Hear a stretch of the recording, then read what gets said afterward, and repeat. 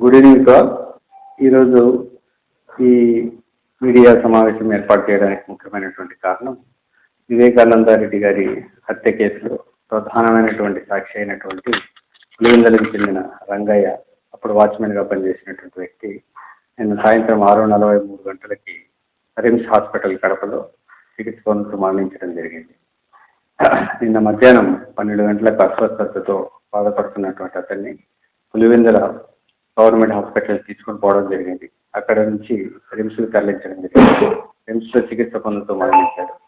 ఈ యొక్క వివేకానంద రెడ్డి హత్య కేసులో ప్రధానమైనటువంటి ముద్దాయి చనిపోవడం హై ప్రొఫెషనల్ మర్డర్గా మనము అనుమానిస్తూ ఉన్నాము. దీంట్లో భాగంగా బ్యాక్గ్రౌండ్లో ఎవరి ప్రమేయం ఉంది, అదేవిధంగా ఈ అనుమానాన్ని అన్ని కోణాల్లో కూడా దర్యాప్తు చేయడం కోసము ప్రయత్నాలు చేస్తూ ఉన్నాము. దీంట్లో భాగంగా ఇంతకు ముందు కూడా ఇదే విధంగా ప్రధానమైనటువంటి సాక్షులు 2019 నుంచి 24 మధ్యలో 5 నుంచి 6 మంది చనిపోవడం జరిగింది. అందులో భాగంగా శంకర్ రెడ్డి 2019లో చనిపోవడం జరిగింది. అదేవిధంగా గంగాధర్ రెడ్డి 2022లో చనిపోవడం జరిగింది. వైఎస్ అభిషేక్ రెడ్డి 2024 సెప్టెంబర్లో చనిపోవడం జరిగింది. నారాయణ అనే వ్యక్తి చనిపోవడం జరిగింది. ఇప్పుడు రంగన్న 2025 మార్చిలో చనిపోవడం. ఇంతకు ముందు కూడా సాక్షులు చనిపోయిన క్రమంలో పోలీసులు వాళ్ళు చనిపోయారు, సిబిఐ వాళ్ళ ద్వారా చనిపోయారు అనేసి విధంగా అసత్య ప్రచారం చేస్తూ ఉన్నారు.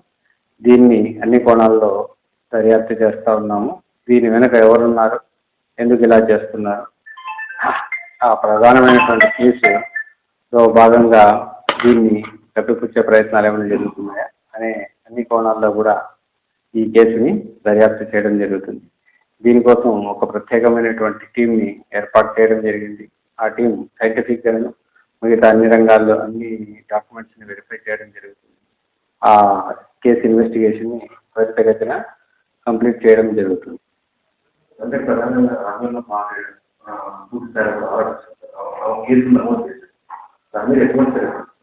ఆమె అనుమానాస్పద కేసు కింద కంప్లైంట్ ఇవ్వడం జరిగింది. ఆమె కేసును బేస్ చేసుకొని అనుమానాస్పద మరణం కింద కేసు రిజిస్టర్ చేయడం జరిగింది. దీంట్లో వాస్తవాలన్నింటినీ కూడా అన్ని సైంటిఫిక్ యాంగిల్స్లో అనాలిసిస్ చేసి స్పెషల్ టీమ్తో అనాలిసిస్ చేసి బయటికి తీసుకురావడానికి ప్రయత్నం చేస్తాం. ఇప్పటి వరకు ఇంకా ఈరోజే పోస్ట్ మార్టం కంప్లీట్ అయింది. దాంట్లో ఉన్నటువంటి రిపోర్ట్ ఇంకా ఫర్దర్ ఇన్వెస్టిగేషన్ కంటిన్యూ అవుతుంది. దాన్ని క్షుణ్ణంగా మరింత నిశ్చితంగా లోతుగా దర్యాప్తును కంటిన్యూ చేయడం జరుగుతుంది.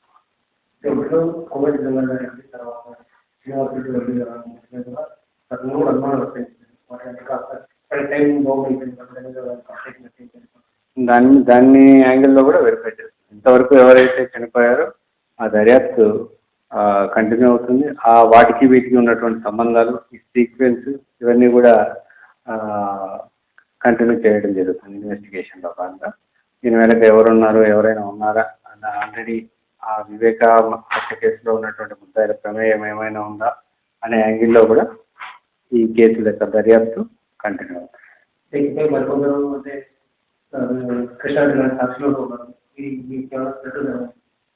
ఎవరికైనా అలాంటి థ్రెట్ ఏదైనా ఉందంటే మేము సెక్యూరిటీ ఇవ్వడం జరుగుతుంది. ఇప్పుడు చనిపోయిన రంగన్న కూడా 2 PSOల్ని మనము ఇవ్వడం జరిగింది. అప్పటి నుంచి ఇప్పటి వరకు కంటిన్యూ అవుతుంది. ఇప్పుడు కూడా ఎవరికైనా అలాంటి థ్రెట్ ఉందని భావిస్తే ఖచ్చితంగా వాళ్ళకి అన్ని రకాల రక్షణ, సహకారం, సెక్యూరిటీ అందించడం జరుగుతుంది.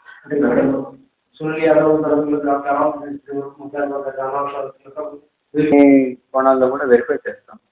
ఆ యాంగిల్స్ కూడా వెరిఫై. దీంట్లో ప్రధానంగా మనం కాబట్టి సాక్షులు ఎందుకు చనిపోతున్నారు, దీని వెనక ఏమైనా ఉందా, ఏ కారణాలతో చనిపోయారు, ఏ పరిస్థితుల్లో చనిపోయారు అనేటివి ఆరోగ్యకరమైనటువంటి కారణాల వెనుక 5 సంవత్సరాల్లో 5-6 మంది చనిపోవడం అనేటటువంటి ఒక విస్తుగొలిపే విషయంగా భావిస్తూ దర్యాప్తును కంటిన్యూ చేయడం. ఆయనకి ఎవరికి థ్రెట్ ఉన్నా కూడా వాళ్ళకు ఖచ్చితంగా ఆ థ్రెట్ని పరిశీలించడం జరుగుతుంది. ఆ థ్రెట్కి అనుగుణంగా వాళ్ళకు రక్షణ కల్పించే విధంగా మేము ప్రయత్నం చేస్తాం. ఆ థ్రెట్ని అసెస్ చేస్తాం, అనాలిసిస్ చేస్తాం. వివేకానంద రెడ్డి కేసు రాష్ట్ర వ్యాప్తంగా కూడా ఎంతో ప్రాధాన్యత సంతరించుకున్న కేసు ఇది. ఆ కేసులో ప్రధాన సాక్షి అయినటువంటి రంగన్న గారు తర్వాత నిన్న చనిపోవడం ఆయన చనిపోయిన విధానం కూడా ఏంటంటే, నిన్న ఆయనకు బ్రేక్ఫాస్ట్గా బయట నుంచి ఒక దోశ తెప్పించి ఇచ్చింది వాళ్ళ భార్య. గన్మెన్గా నవీన్ రెడ్డి అనే అతను ఉన్నాడు. ఆ దోశ తిన్న తర్వాత ఆమె అంగన్వాడీ ఆయా టీచర్గా పనిచేస్తుంది కాబట్టి ఆమె ఆ జాబ్లోకి వెళ్ళిపోయిన తర్వాత ఇతనికి ప్రాబ్లం ఉంది, నాకు ఇబ్బందిగా ఉంది, హాస్పిటల్కి తీసుకుపోండి అంటే దాదాపు మధ్యాహ్నం 12:30 1 గంట ప్రాంతంలో వాళ్ళ భార్యను రమ్మని వాళ్ళ భార్య తర్వాత గన్మెన్ నవీన్ రెడ్డి కలిసి పులివెందుల హాస్పిటల్కి తీసుకుపోయినారు. అక్కడి నుంచి వాళ్ళు తర్వాత రిమ్స్కు రెఫర్ చేస్తే అక్కడికి పోయిన తర్వాత సాయంత్రము ఆయన చనిపోవడం జరిగింది. ఈరోజు ఇది ఎంత దారుణమైన విషయం అంటే, ఈరోజు సాక్షి ఛానల్లో ఆయన పోలీసు వాళ్ళు విపరీతంగా కొట్టినారు, పోలీసులు దెబ్బలు తట్టుకోలేక తర్వాత రంగమ్మ భార్య సుశీల స్టేట్మెంట్ ఇచ్చినట్లు సాక్షిలో స్ట్రోలింగ్ అంతా వేస్తున్నారు. ఎందుకు మేము ఇంత ఆందోళన చెందుతున్నాము, మేము ఎందుకు ఇంత తపన పడుతున్నామంటే, ఒకసారి ఆల్రెడీ మేము మోసపోయాం. మీ కళ్ళబొల్లి మాటలు విని హార్ట్ అటాక్ అంటే మేము కూడా హార్ట్ అటాక్ అని మోసపోయి ఆ రోజు మా ముఖ్యమంత్రి నారా చంద్రబాబు నాయుడు గారు కూడా ఇట్లా ఇంట్లో మనిషిని ఇంత దారుణంగా వీళ్ళు చంపుకునే పరిస్థితి ఉండదులే అని మేము కూడా మోసపోయినాం ఆ రోజు. లేదంటే ఆ రోజే సాక్ష్యాలు ట్యాంపరింగ్ చేసినది మా కళ్ళకు మా ఎదురుగా సాక్ష్యాలన్నీ తుడిచినారు. పులివెందుల ప్రజలు చూస్తుండగానే మీరు అక్కడ ఉన్న సాక్ష్యాలంతా అవినాష్ రెడ్డి నాయకత్వంలో మొత్తం ట్యాంపరింగ్ జరిగింది. ఆ రోజు సాక్ష్యాలు ట్యాంపరింగ్ చేసినారనే సెక్షన్ కేసు పెట్టినంటే ఆ రోజే ఆ కేసు యాక్చువల్గా ఆ రోజే వివేకానంద రెడ్డి కేసుకు చిక్కుముడి అంతా కూడా విడిపోయేది. ఆ రోజు మేము చేసిన మా ముఖ్యమంత్రి గారు ముఖ్యమంత్రి స్థానంలో ఉండి కూడా ఈ మనుషులు ఇంత నీచంగా ప్రవర్తిస్తారని అనుకోకుండా మేము ఆ రోజు మోసపోయినాం, వాస్తవంగా మోసపోయినాం. మళ్ళీ ఈరోజు మేము దాని గురించి కానీ న్యాచురల్లే అనే అందరి అభిప్రాయం కూడా న్యాచురల్ డెత్ అనే మేము కూడా అనుకుంటున్నాం ఇప్పటికీ. కానీ వీళ్ళు సాక్షిలో వేసింది ఇవన్నీ చూస్తే ఇప్పుడిప్పుడే మాకు కూడా అనుమానాలు కలుగుతూ ఉన్నాయి. ఎందుకంటే గతంలో వాళ్ళే మర్డర్ చేసి నారాసుర చరిత్ర అని మా ముఖ్యమంత్రి గారి మీద వేసినట్టు ఈరోజు కూడా ఆమె అసలు ఇంకో విషయం ఆమె మాట్లాడింది ఏంటంటే, గతంలో మర్డర్ జరిగిన తర్వాత సాక్ష్యానికని పిలిచి పోలీసు వాళ్ళు అప్పట్లో మమ్మల్ని వేధించారు. ఆ వేధింపులు తాళలేకనే ఆయన సిక్ అయిపోయి నేను ఆయనకు సేవ చేయలేక చచ్చినా ఇన్నాళ్ళు ఆ పోలీసుల వల్లే. అదేంది ఈ పోలీసులు అని చెప్పి ఇప్పుడు వేస్తారు. అంటే అప్పుడు ఎవరు అధికారంలో ఉండింది? జగన్మోహన్ రెడ్డి గారు ముఖ్యమంత్రిగా ఉన్నారు. ముఖ్యమంత్రిగా ఉండి ఈయనను నువ్వు జరిగినట్టు చెప్పకుండా మేము చెప్పినట్టు చెప్పాలని ఆయన్ను వేధించి ఆ పోలీసులు వేధించారని ఆమె చెప్పింది. దాన్ని ఈరోజు సాక్షిలు ఏం చెప్తున్నారు? పోలీసులు వేధించినారు, ఆ వేధింపులు కొట్టినారు, దానికి మా భర్త చనిపోయినాడని ఆయన భార్య సుశీలమ్మ స్టేట్మెంట్ ఇచ్చినట్టు చెప్తారు. జాగ్రత్తగా అక్కడ ఉండే ఆఫీసర్స్ కానీ మా కడప ఎస్పీ కానీ ఇంకోరు కానీ దగ్గరుండి ఇంకా మాట్లాడుతూ పోతే అందరి అనుమానాలు ఈసీ గంగిరెడ్డి మీద. అభిషేక్ రెడ్డి గారు ఏమని స్టేట్మెంట్ ఇచ్చారు? ఇది హార్ట్ అటాక్ కాదు, ఇది కంపల్సరీ మర్డర్ అని ఆయన స్టేట్మెంట్ రికార్డ్ చేసి ఇచ్చారు. అలాంటి వ్యక్తి 3.5-4 నెలలు కోమాలో ఉంటే కూడా మన జగన్మోహన్ రెడ్డి గారు చూన్నుకోలే, చనిపోయిన తర్వాత వచ్చారు.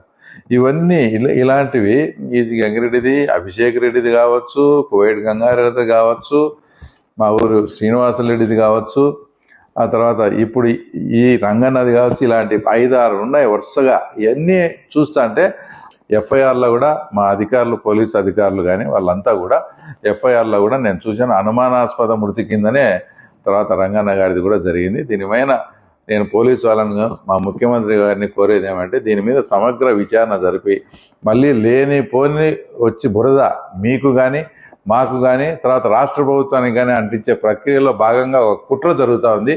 ఈ కుట్రను మనం జాగ్రత్తగా ఉండి తిప్పి కొట్టాలని ముఖ్యమంత్రి గారిని తర్వాత కడప జిల్లా ఎస్పీ గారిని పోలీసు అధికారులను కూడా కోరుతా ఉన్నాం.